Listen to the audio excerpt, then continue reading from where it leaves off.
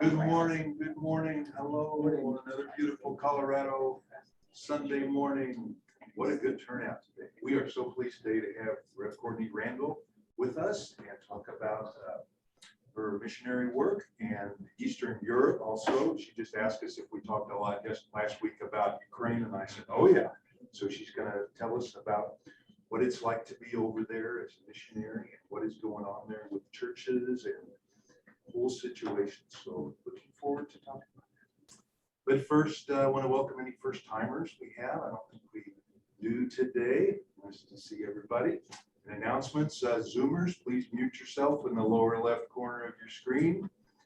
Keep the noise down, and everybody please mute your cell phones so we can not have the ringy dingy today. Hey, Steve. Yes, Steve. sir. Chuck. Hey, just an aside. I just noticed I was reading it. Courtney graduated from DePaul in 1997, and our daughter did also. Same year. 97. Jennifer Lemons. Yeah. Oh, wow, yeah. Do you know Jennifer? Yes, I do. She does know Jennifer. Small world. Small world. That's awesome. How about that? Maybe talk about that afterwards.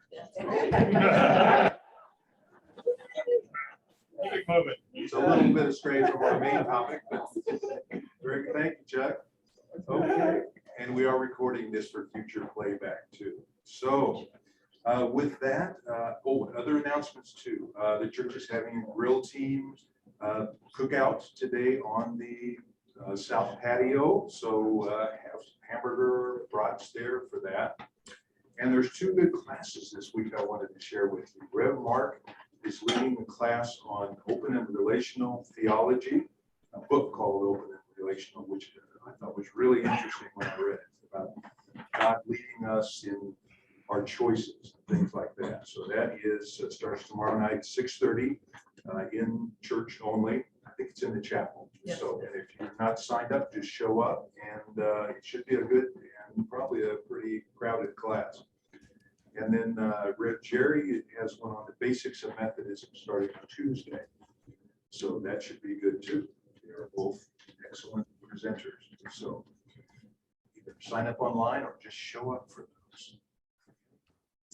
Well, Rev Courtney has been in Denver for a while. I'll let her tell you about that, but I know that she said she's in this group that meets in this class with some of the ladies here. And so we are so glad to have you. And I know a lot of folks here some have experienced and have lived in different places in Latin America. And so we'd love to hear about it. Do you want to take questions during your presentation? Sure. Is that okay? We're pretty informal here, so we just raise hands. So welcome and tell us all about it. Okay. I should sit or stand. In the back, you can let me know. I have been a middle school and high school track coach. So my kids always say, oh, Mom, you're getting your track coach voice on. So if I am not speaking loud enough or if I'm speaking too fast, please let me know. I love talking about the church and missions, and I get very excited, and then I speak really quickly. Zoomers, can you hear Courtney okay? Can you hear? Okay. Okay. Well, thank you all for letting me be here. I'll explain a little bit, but part of it is also to talk about the connectional system and Methodism and mission. So I'm going to talk about our experience. I'm also going to talk a little bit about Global Ministries, which is the missionary arm of the Methodist Church. And I'm going to talk a little bit about how mission work has changed and evolved. And then, yes, I have some updates from Ukraine, including something that happened just yesterday. So I'll make sure to do that. If you have questions, please let me know over the time. So I'll start off, and I kind of just want to hear what you think. What do you think of when you hear the word missionary? Proselytizing. Okay, yeah. Conversions, right? Doorbells. Right. Helping. Okay. Brave. Good. Oh, I like that. Okay.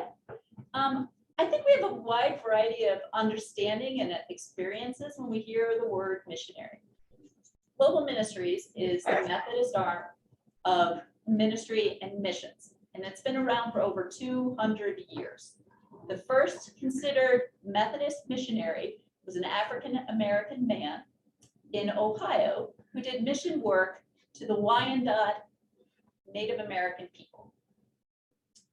So when we think about our understanding of missionary, I think sometimes it's important to realize how things have changed and evolved and the theology behind it, right? It's sometimes we think of missionaries, and we think of people beating people over the head with the Bible, right? Or we even think of John Wesley. John Wesley was a missionary to Georgia.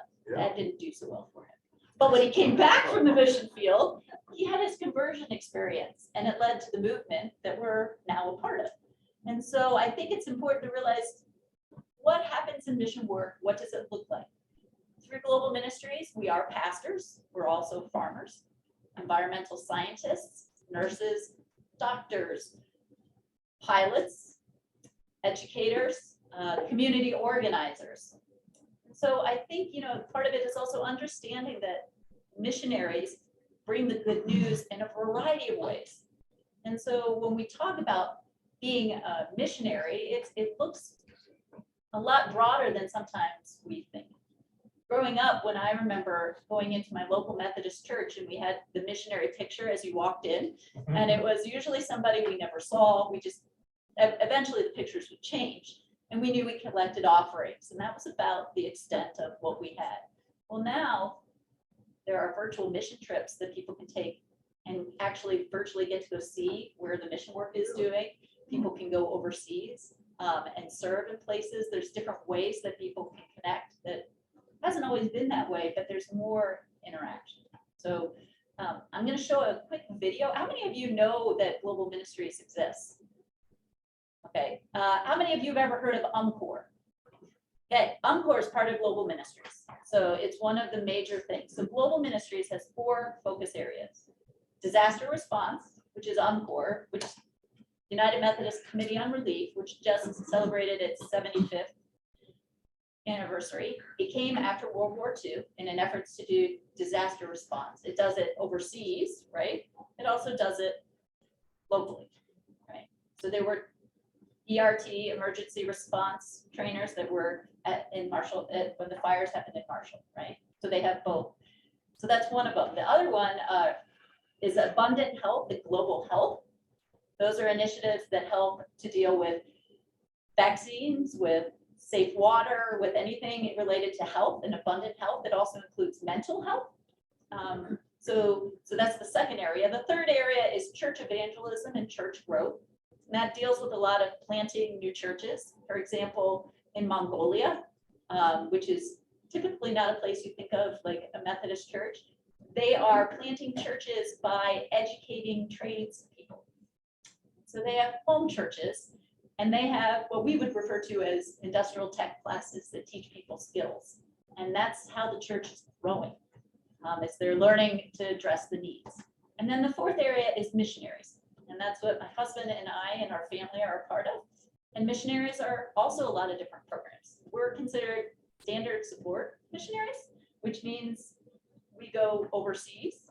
There's also something called church and community workers, which are within the United States. And there are global fellows, which are 18 to 28-year-olds that do projects both internationally and domestically. So that kind of gives you an idea of like what they do. Now within that, there are like 22 programs within those 4 groups. So they do a lot. And sometimes I think we don't know in the local church all the things that they do. So as it's been noticed, I'm going to play this video. It's a 3-minute video, and it's an overview of what Global Ministries does, and you'll get to see something about UMCOR. But I also think it's always good to visually see things. So, and Roland Fernandez is the General Secretary. He's our leader in Global Ministries. Try to do this so the sound is.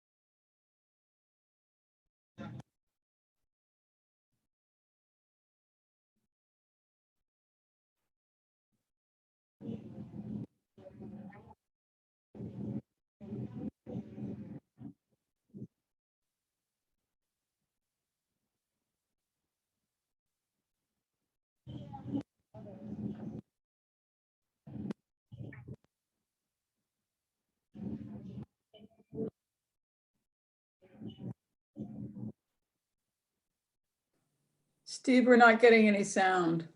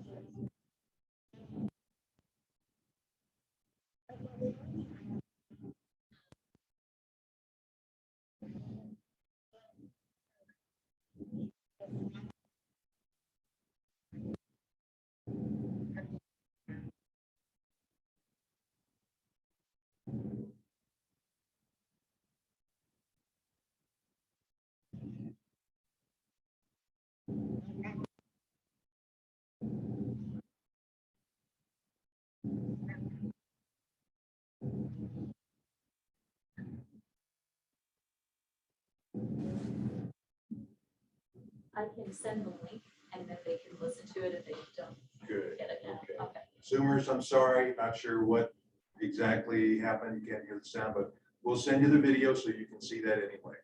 And it just talked about missionaries do lots of things besides talk about God. They do water work and all kinds of things. So thank you for your patience on that. Any questions about what you saw or anything surprising? I know that St. Andrews recently has launched a green team or a creation justice team. Is there anybody in this room that's part of that? Okay.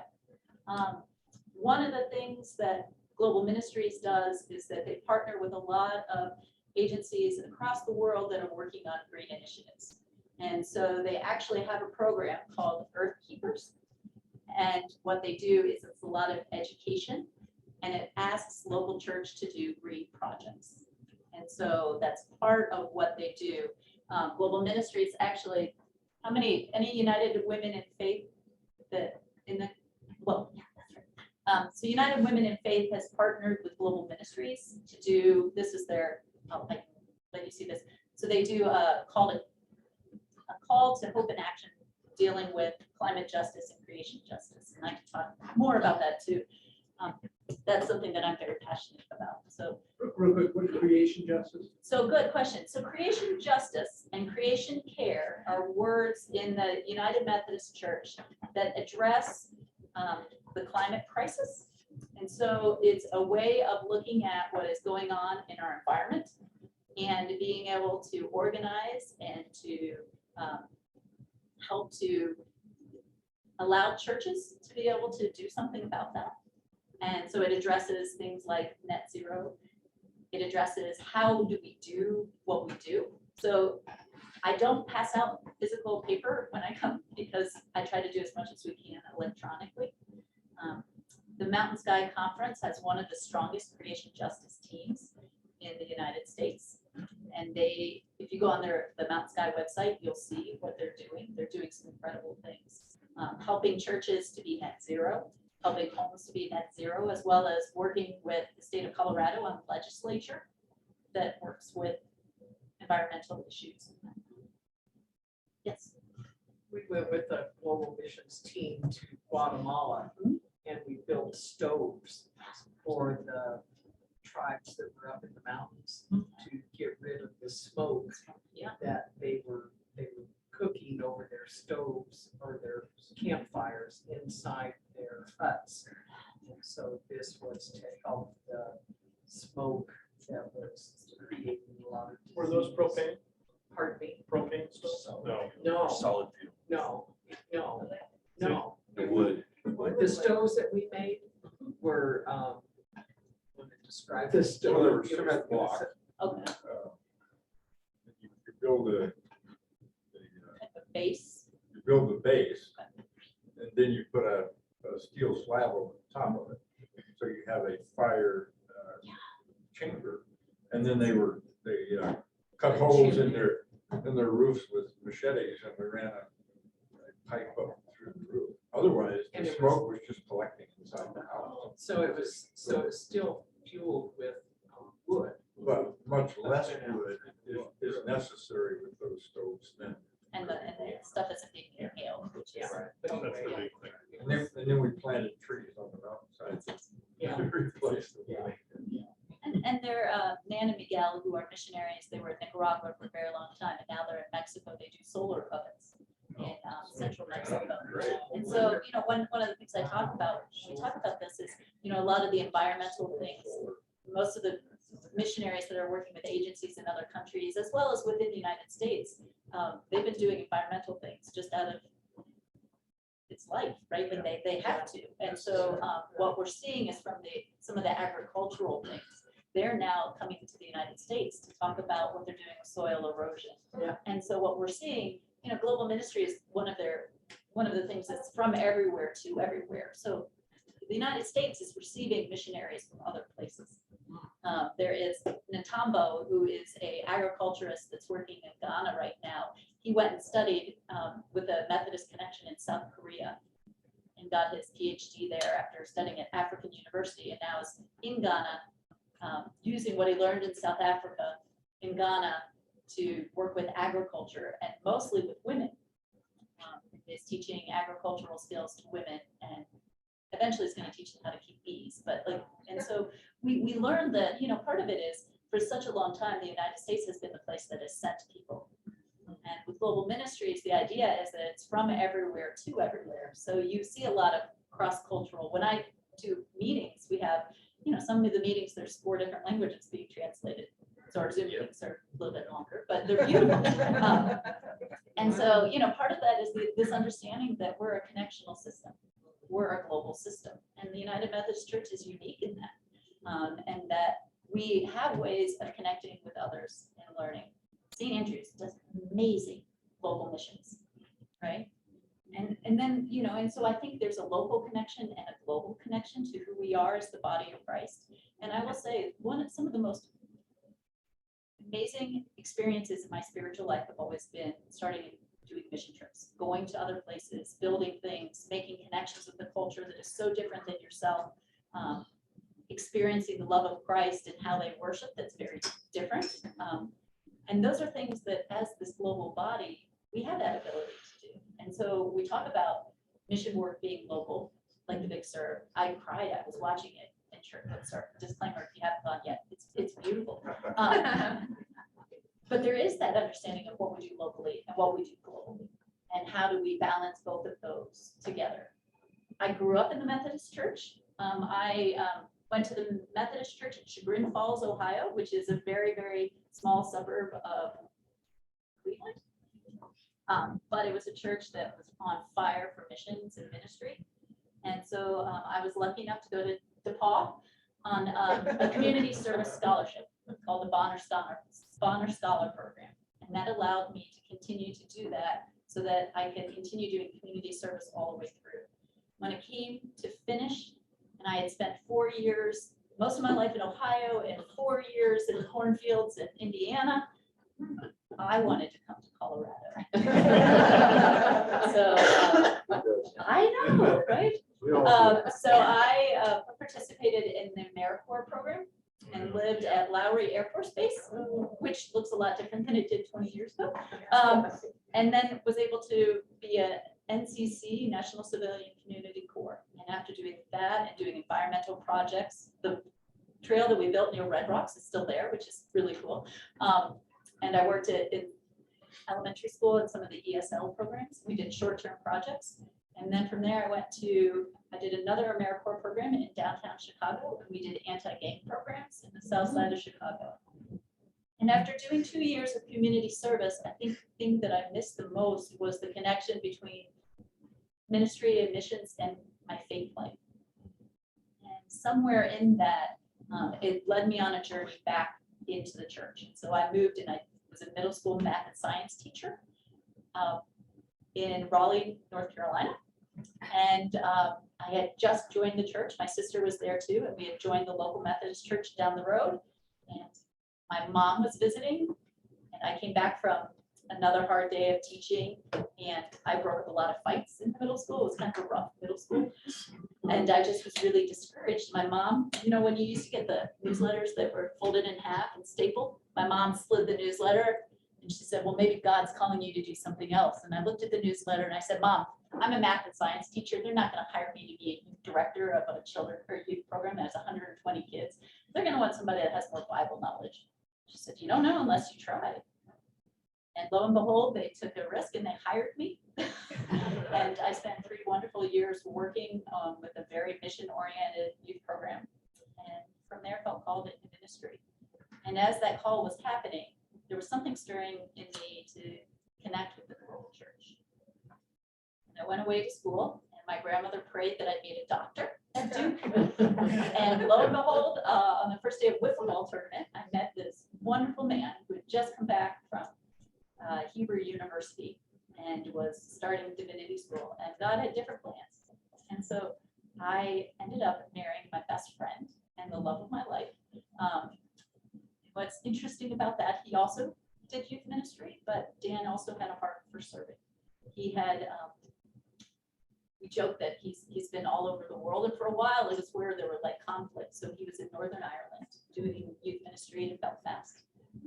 He was in Afghanistan doing food delivery service in 2001. He was in Kosovo and Albania working in the refugee camps. And he did hurricane relief in Honduras, Hurricane Mitchell. And his family thought, oh, if he needs somebody, he's going to settle down. And lo and behold, we got married, and the first place they sent us through Global Ministries was Eastern Europe. So to Latvia. And Dan, who had lived all over the world, was really excited at that opportunity. And I said, God, send me where you will. And then I had to check, where's that? Well, tell us where it is. Okay, so yes, We haven't looked at the map. Latvia is a country about the size of Tennessee. Does anybody know where they are, where it is? Okay. I'd like to say, if you remember the old wrist boards, it's in that kind of corridor. It's part of the Baltics, and it is in between Estonia and Lithuania. And it looks kind of like an upside down U, kind of shaped that way. And it's in the same corridor of Ukraine, right? It's just further north. And the Methodist Church had been in Latvia, and it started with an eye clinic and an orphanage. So before there were ever churches there, that's how it worked. When the Soviet Union came through and occupied all of the Baltics and that area and all the way down, the Methodist Church was deemed as an American church. So the buildings were confiscated. Some of the people that involved in the Methodist Church were part of the, they had mass deportations of people to Siberia. So some of those people were part of those mass deportations. And the churches became sports halls, or they became, one became the sanctuary was actually a volleyball court for some of the Soviet officers. And you can still see, because you go in the church and they have pews, and then you have the little pegs to do that. And that's how that's what happened. Well, during different areas adjusted to the Soviet occupation differently. Most of the Methodists that we knew kept their faith alive internally. There is one house where we know that they bricked up a false area so they could have their hymnal and their Bible, and they could brick it up. So if anybody came by that might be suspected, they could hide it. The Methodist Church in Latvia does a lot of candle lighting. So that's how they kept their hope alive, is they would light candles, because nobody could claim that they were doing something that could get them in trouble. And when communism fell, the Methodist Church wanted to come back, but they had to find enough people that still were part of it. And so that was part of the process of getting the church back, getting the buildings back. So now there are 13 Latvian congregations, 11 Latvian speaking and 2 Russian speaking congregations. And the Methodist Church also has a camp near Liepaja, which is where it's on the coast, right by the Baltic Sea. And it's beautiful, very rustic camp. When I say camp, it's rustic, beautiful. And then I helped out with something called the Hope Center, which was a pregnancy home for teenagers that were pregnant. Most of them were orphans, but in Latvia, when you got pregnant in the orphanage, they let you go. So a lot of them were living on the streets. There were a lot of them were HIV positive, and Latvia didn't have the social structure to figure it out, so the church stepped in. And so I worked with youth and children through the 13 congregations and did a Hope Center and worked with Camp Westwood, which was the camp. And it was an incredible 3 years of just learning what it looks like to have a church reemerge after kind of being silenced for almost 50 years.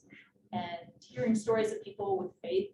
There were times where we'd sit down with people who had been sent to Siberia and got to hear their story, what it looked like to come back and how their faith kept them alive in the midst of that.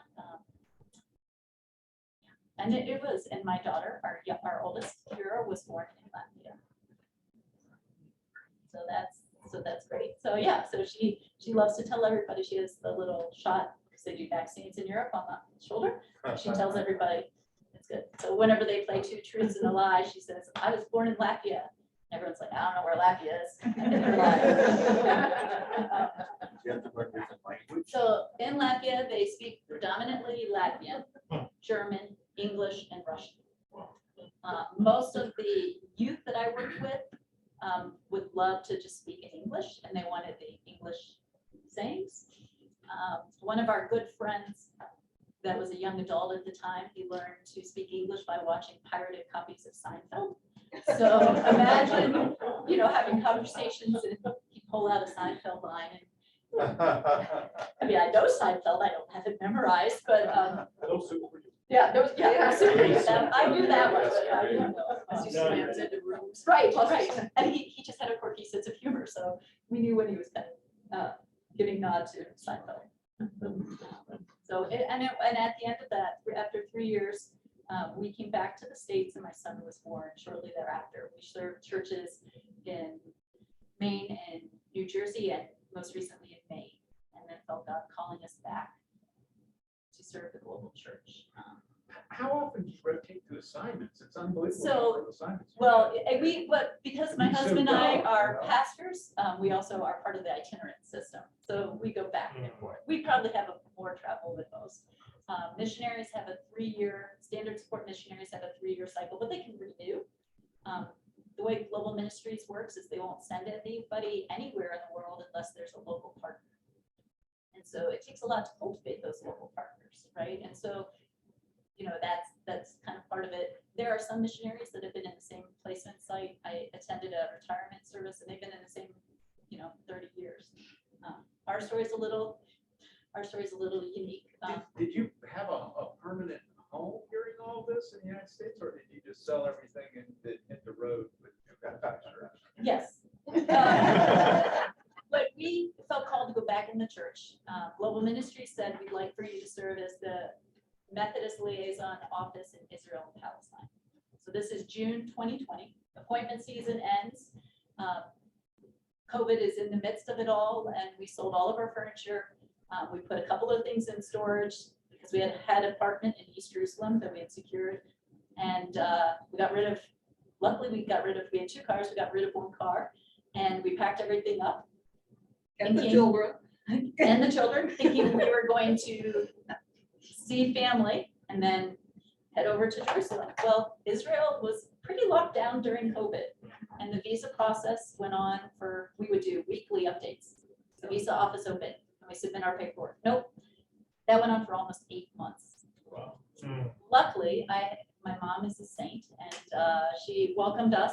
It's like 3 weeks turned into 14 months. And so at that point, they switched us over to Nairobi, Kenya, and then there's difficulties with COVID. Also, so we're here for 2 years in this assignment before we go back overseas. Where to go next? So that's a lot of the conversation. In the Methodist system, it's the same thing. It's you match people with skills and gifts. So when you get a new pastor, I mean, I know Mark's been here a while, or when you get a new associate pastor, you look at the gifts they bring and the gifts of the church, and you try to match them up. We feel the same way. That's how global ministry works. It looks at the gifts. My husband is really great at coaching and leadership development, and I love the children and youth, and I also love camping and science and environmental things. And so they see where the needs match that. There are some people that say, I will only go to the specific place. I have to be in Honduras, right? We feel that God will reveal to us places both known and unknown. So we might have some preferences where we'd like to go. But I didn't have a preference before Latvia. God opened my heart to Latvia. So I think we're also open to where God would put us in a place that we maybe didn't have a. Yeah, go ahead. How do your kids cope with that with school? So that's another good question. So because we're part of global ministries, that means there are missionary families. So we have conversations, and there's staff that help with cultural understanding. Luckily, I'm a certified middle school teacher. So for all of last year, we tried to virtually connect with the school they would have attended in Israel, Palestine. After 2 days of getting up at midnight to do the time difference, Dan and I as parents said no more. But so we got the curriculum, and then I taught them the curriculum. So depending on where we go in the world, Lois, Jean, you guys, when you guys were living overseas, there are American schools, there are international schools. Now there's IB schools. So there are ways that we can do that depending on where we are. We draw a lot from a lot of missionary families that have been doing it much longer than we have. And then we'll supplement depending on where we are. The schooling situation in different countries varies depending on the work that we do. So, but there is a whole network of missionary families that. How old are your children? Oh, I'm sorry. That's what I was gonna ask. How- 5, 11, and 12. So 11 and 12, our middle school children are at the STEM school down there, and our son is finishing up here at St. Andrews.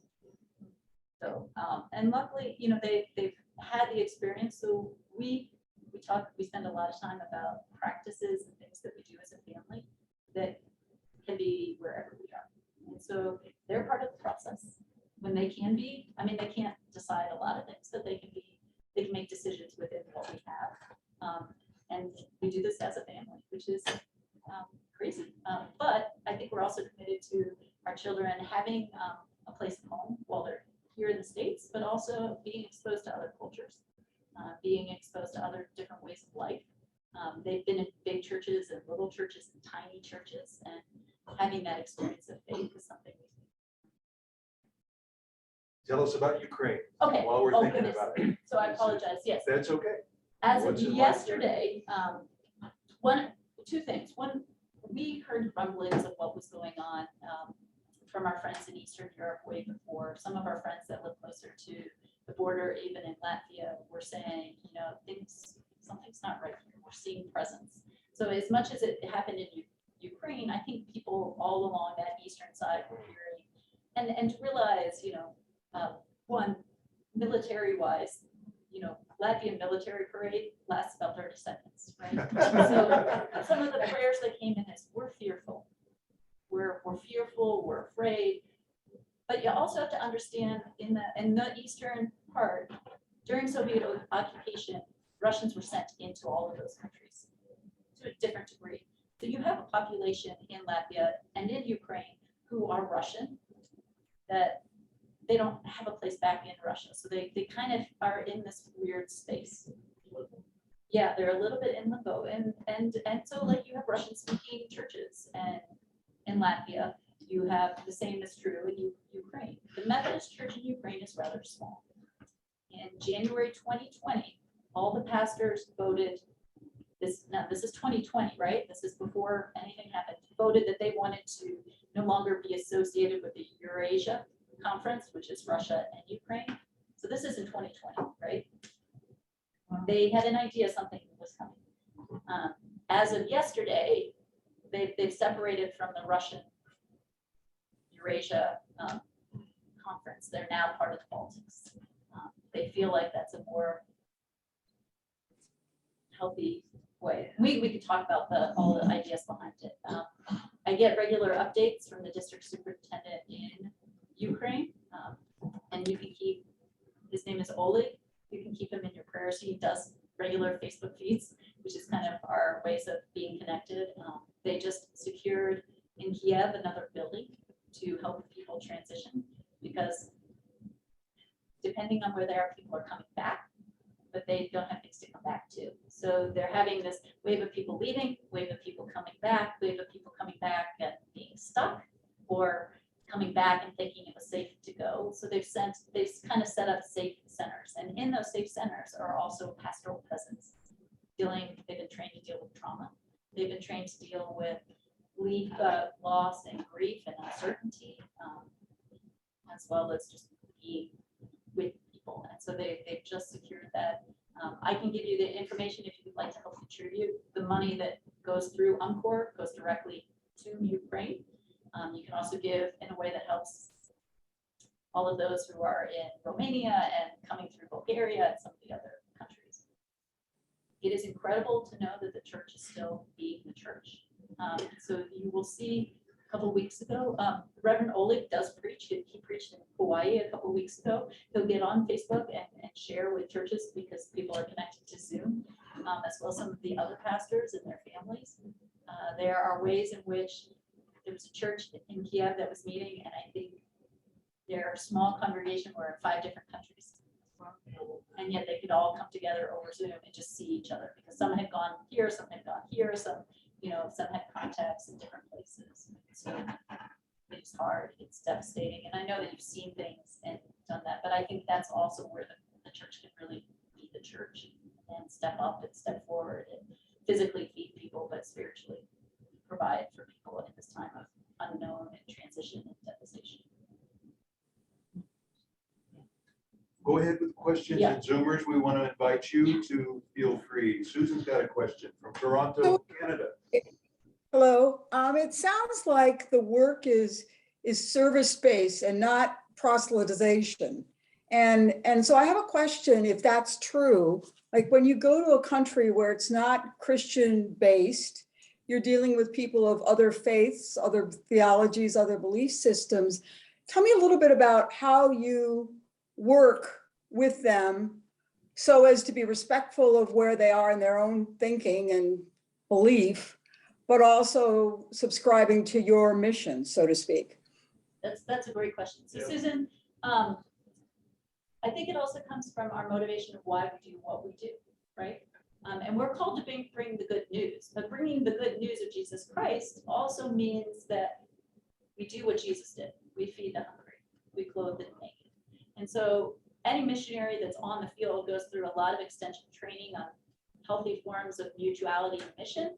And we are rooted in what we believe. And so why we do what we do.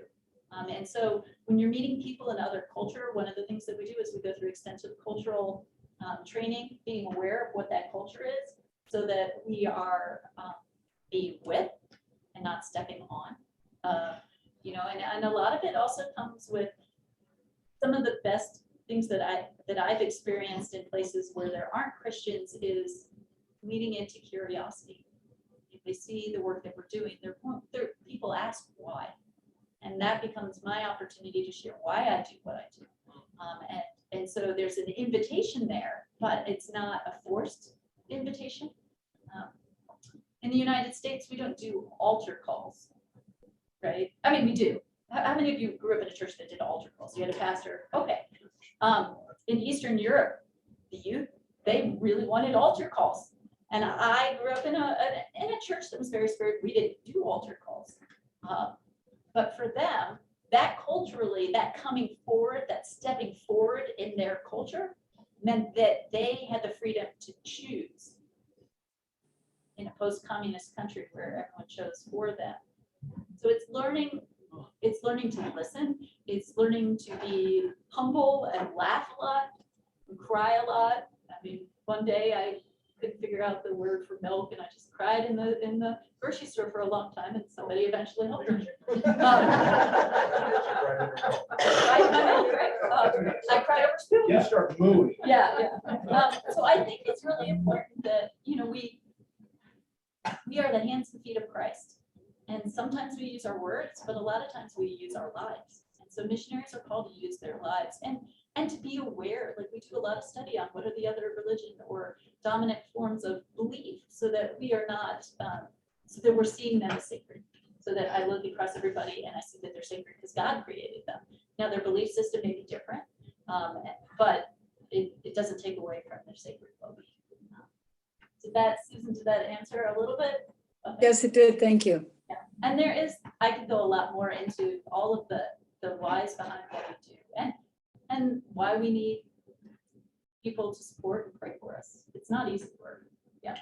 I kind of got the impression that, other denominations, you got to go to seminary to be a missionary. For you, I get the impression that I'm a retired science teacher. Mm-hmm. So I've gained the impression that I, for example, could go function as a missionary without going to seminary. Right. Yes. So some of us do.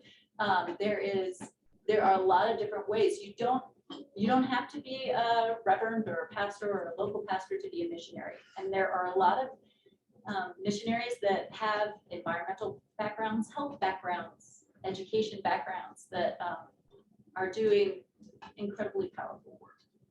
And that's Older people going to missionary. so that's a good after- point. So there are different ways you can do this. You, through Global Ministries, they do have a program where you can be a volunteer in mission, and you can go for 6 months, 8 months at a time, and they put you through a training, and they use the skills that you bring. And what I'll do is, Steve, after this, I'll send kind of an information sheet, and you can look on it. There's also a program called Nomads. And Nomads are retired people that have RVs, or they can get access to RVs. That was a movie. And yes, it was different movie, but yeah. And they actually travel to service sites, and they work construction jobs. Sometimes they do vacation Bible school, and they're in the United States, and they travel, and for 3 weeks at a time. There's a whole system of people that do that. We were church planning in Western Massachusetts, and we had 4 or 5 groups of nomads come, and they helped to refurbish the building that we had just bought as a church planner. They saved us probably, I think I totaled up about $40,000 worth of construction that they could do that the small startup church could not do. And then it's a whole network of people that want to do mission, and they can travel and do that. And there's a whole network of nomad sites throughout the United States. It's a really, it's a powerful program. Yeah, Susie. my wife over there in the orange would like to be a missionary to Hawaii. There is, and actually, so Hawaii is, there are some, I don't know how you get the RV over there. I don't know. But you can do volunteer and mission projects in Hawaii. Yeah, Susie, go ahead. How is the split gonna affect Encore? Okay, so that's another good question. So there are 13 boards and agencies in the United Methodist Church. Most of these boards and agencies are better prepared for the church to split than sometimes the church is itself. So they've been putting into place ways to do that. Roland, you'll see, is a wonderful general secretary. He has been the chief financial officer for Global Ministries for many years before. So his background is finances and all of that. Global Ministries has also been working with a diverse group of Methodists already because they work worldwide. So they're better equipped in this time where the split is going to occur. I mean, today is May 1st, right? So global. So they've had conversations with both sides, but there are also a lot of splinter things. They'll be fine. They will continue to do the work that they do. So are they gonna give money to Encore, this new group? There's a Like we system do. in place. There's a system in place that they can. But keep in mind too, like there will be conservative and liberal churches that stay in the United Methodist Church anyways. And then within that, you have all these different factions. With that, Global Ministries is already working across that kind of divide. So financially, they're secure to continue to do the work that they're going to do. And I don't know that global, what is it, the global church, that split is going to affect the work that they do. I think they're going to still be, will still be the powerful presence of mission. And we'll still continue to work with the United Methodist Church. Does that make sense? Because part of our funding, I should say thank you, comes through apportionment, which is in the local church. Well, they knew this is, so you know when you put your offering in the money, like most of it stays local, but there's a certain percentage that goes to Methodist boards and agencies. Global Ministries gets 0.001 of every penny, but across the denomination, that's huge. We knew the split was coming, so there's a plan in place. So if that happens, it doesn't affect, I mean, it will affect, but not greatly. You know what I mean? Does that make sense? And Global Ministries for 200 years has figured out how to work with, you know, in Kenya, there's 5 different branches of Methodist Church, right? So they've already done the split, kind of, and you just find ways to work with it. I don't know, Susie, does that answer what you're? Okay. Yeah. Yes. Good. We've got about 10 minutes left. Jean first and then Linda, please. So 2 questions, you can answer either one. You started to answer the second one. First one is your assessment of support you're getting from seminaries and from the denomination for global ministries, and also how you're able to transcend some of the differences going on within the denomination right now. They're somewhat divisive between the third world countries and the West. So take either question. Okay. So standard support missionaries, each missionary works a little differently. The cost per year to be a standard support missionary is about $69,000 from Global Ministries. We're asked to fundraise about $25,000 a year. So we have partnering churches, we have partnering agencies, a lot of United Methodist or United Women in Faith groups will do that. So in addition to doing the work that I'm doing now as a mission advocate, then I also connect with all of those connecting partners. Yeah, so that part of it, and I will pass on information if you would like to support our family. We have a website, we have a blog, we also have a newsletter that we continue with what we're doing. So that answers that part of it. The other part is my role as a mission advocate means I connect missionaries, mission projects, everything with global ministries in the Western jurisdiction. So that's all the Methodist churches here, all the way to Alaska, to Hawaii. And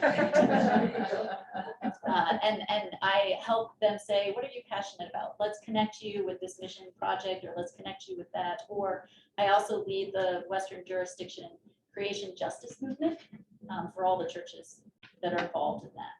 That's part of it. The other thing is, you asked about, you know, like the range of different ways of understanding what is going on.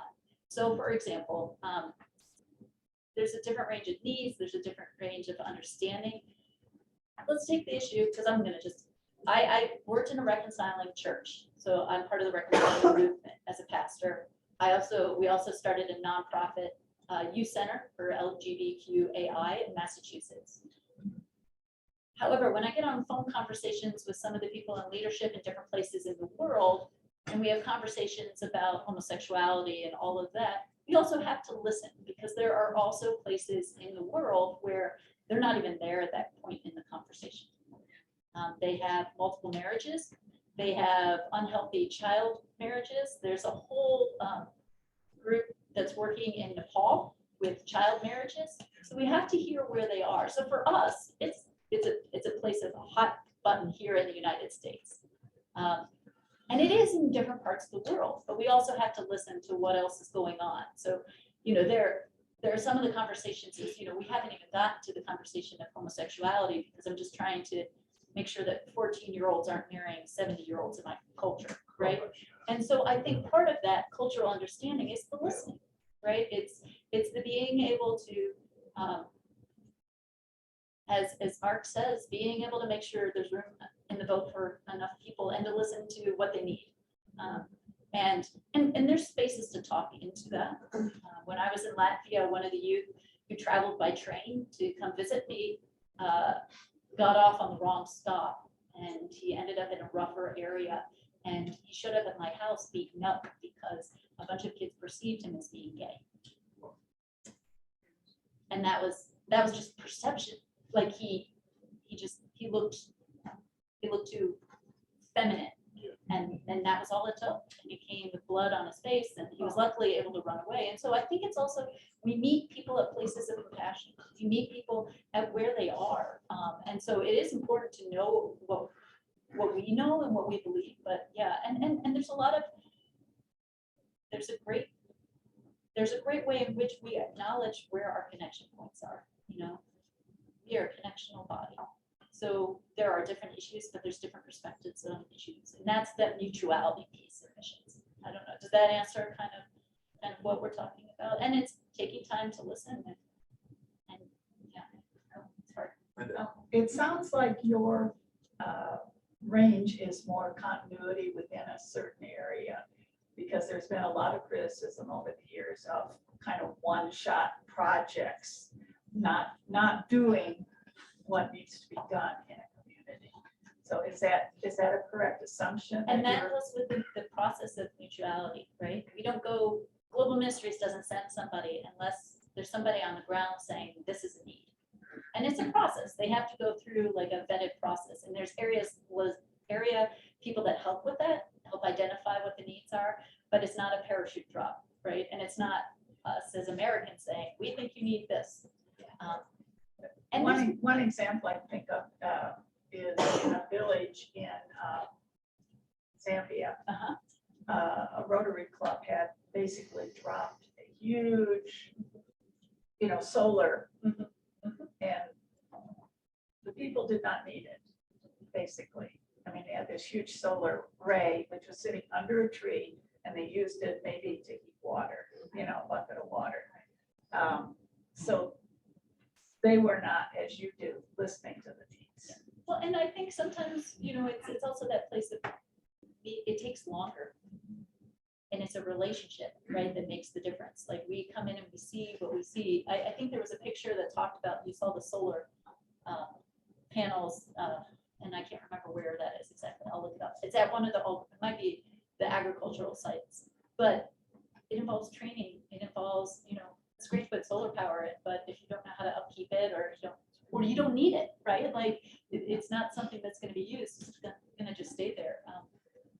And that's part of the learning curve, right? There was a very generous church that donated a tractor to Wesley Camp in Latvia, and it was great. However, in order to send farming equipment, it sits in the loading dock, and the Latvian church couldn't pay to get the tractor out of there. So it sat for almost 2 years. And they said, it's great, but if we do that, means we can't pay our pastors because we're grateful for the gift, but nobody asked them or asked them about the process, right? And so here's this beautiful John Deere tractor that sat that the poor Latvian church, they're rich in many ways, but they're going to choose to pay their pastors.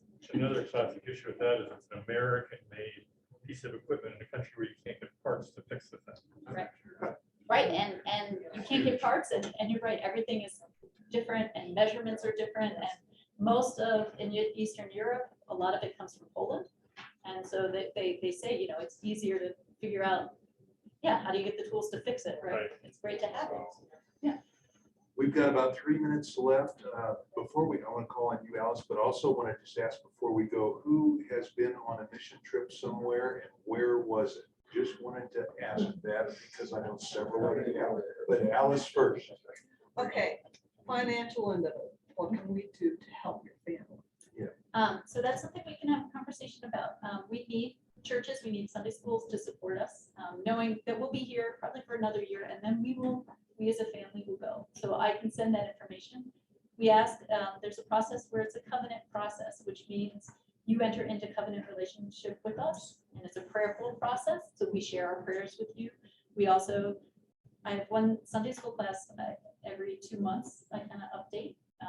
We also share the newsletter. Thank you, Alice. You're so good at on task, because that's the part that I struggle the most with. And if a Sunday school class or a church decides that they want to support us, there's a way to do that. It goes all through Global Ministries, and 100% goes to what is considered our fundraising practice. Well, you might have another one after today. Okay, and we also say, come see, come experience. So whenever we end up wherever we are, we encourage people to come, and that's also part of that. Come and see if they want to. Did you really say that Global Mission gets 0.001? Depends on where it is. So I think it depends. That's a total receipt by the, that's an enormously small, Wait, say that again. it's a very small number, a very small percentage. Oh, well, it is until you put it all together with how many churches there are. So it's still a large enough contribution. Yeah, it does look like it's small, but that's of every dollar of every church. So on a weekly basis, it does add up. It just ends up, because there's 13 boards and agencies. Did I not do my math right? I'll come I back. would think it would be more like 1% or something like that. It's less than 1%. Instead of 0.00, that's 1/1000. It's not enough. Thank you. Yes. Okay, I have a way of breaking it down. You're right. It's not, but it also means that as missionaries, we're responsible, right? We're responsible for telling the story. We're responsible for seeking support. Yeah. So, and Global Mysteries does. I'll tell you what, I'm going to fact check myself and make sure I have the right. It's a very small percentage. Thank you. I'm a math teacher and yeah, it's not a lot, but I'm sorry to rush us, but we need to wrap up, but Steve, tell us where you are, sir. So were you asking for stateside or for international? Oh, All right, Louisiana, Texas, Oklahoma, Kansas, New Mexico, Colorado, Guatemala, Mexico. And they were either with a church organization or with a private organization, either one. Still mission, it still doesn't necessarily tell the story of Christ, but it's what you're doing with the bricks, with the mortar, with the mud, with the sod, with whatever. And then like you mentioned, when people come up and ask you, what the heck are you doing? why are you doing it? yeah. Well, great. Thank you, Steve. Who else? Anybody else want to share? Yeah, Bob and Jan. Nomads, 5 or 6 different places. Guatemala, Liberia, India, Honduras. Wonderful. Thank you for sharing. Who else over here? Who's that? In fact, Joy, where are you? 10 years ago, I went to Guatemala. Okay. We went with St. Luke's. Okay. Yes. Oh, yeah, St. Luke's is a very active one. Great. Okay, Vicky. South Africa with Church of the Resurrection. Yeah, that's awesome. Sue. I went with Encore Mhm. to Texas and Kansas. Wonderful. Coons. Mexico City, helped build a church and right in the city, or on the suburb. Mexico City, that's like a suburb. City. Also went into, this is the first time we went into the outskirts, our outskirts. A church that was sort of on a hill with farming land around. And it was, we were looked at as being interlopers in this area, which was almost totally Catholic. Oh. And we repaired the church, which had been blasted with rocks and things. My goodness. But that was a big group. We had 18, I think. Was it? And it was from St. Andrew. Okay. Oh, yeah, Yeah. back in 95 or Yeah, something. we did that a couple times. Okay. Thank you for sharing. Okay. Well, anybody else? Oh, yeah, go ahead. Yeah, we've done a lot of work with a group that started out denominational, but now they're non-denominational in Guatemala because they were able to work better with the system called Common Hope. We've done a lot of work on that. Oh, but Okay. Well, thank you so much, Courtney, for sharing with us. We're going to talk about supporting you, and we'll get in touch with you about that. we're up. Would you say a Okay. prayer as a professional Christian? Yeah. love the professional press. as my, so we also do our hands, so I'm gonna ask you to just keep your hands open. And God, we thank you for this opportunity. We thank you for the heart of mission that resides in this church and continues to live out both locally and globally. God, may we be sent forth to be the hands and feet of Christ in this world. And may our relationships that we build with others strengthen our relationship with you through your Son, Jesus Christ. Holy Spirit, inspire us and encourage us and send us forth with your love. Amen. Thank you, everybody. I will send information to Steve so that it's all digitally and you can click on it.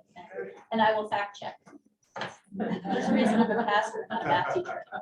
Thank you, Zoomers. Thank you. Thank you. Bye. Bye. Where is that resource? For the climate justice?